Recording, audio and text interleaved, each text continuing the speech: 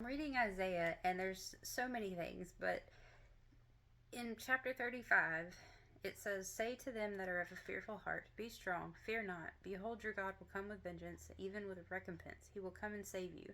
Then the eyes of the blind shall be opened, and the ears of the deaf shall be unstopped. Then shall the lame man leap as a hart, and the tongue of the dumb sing. For in the wilderness shall waters break out, and streams in the desert." And in verse 8 it says, "And a highway shall be there, and a way, and it shall be called the way of holiness. The unclean shall not pass over it, but it shall be for those. The wayfaring man, though fools, shall not err therein." And then later on in chapter 42 it says, "Behold my servant, whom I uphold, mine elect, in whom my soul delighteth. I have put my spirit upon him. He shall bring forth judgment to the Gentiles." Further down, talking about this same man, he says, "I, the Lord, have called thee in righteousness, and will hold thine hand, and will keep thee, and give thee for a covenant of the people, for a light of the Gentiles, to open the blind eyes, to bring out the prisoners from the prison, and to them that sit in darkness out of the prison house." That's talking about Jesus.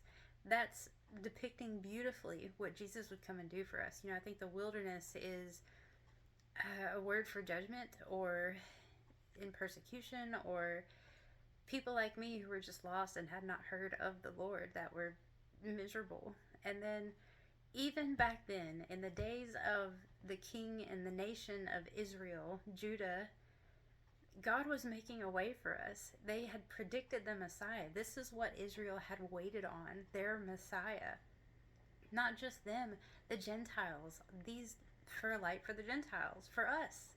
He had planned for us to know him all of this time ago. And I think it's absolutely amazing. And I think in chapter 43 it says, "Remember not ye the former things, neither consider the things of old. Behold, I will do a new thing. Now it shall spring forth. Shall ye not know it? I will even make a way in the wilderness and rivers in the desert."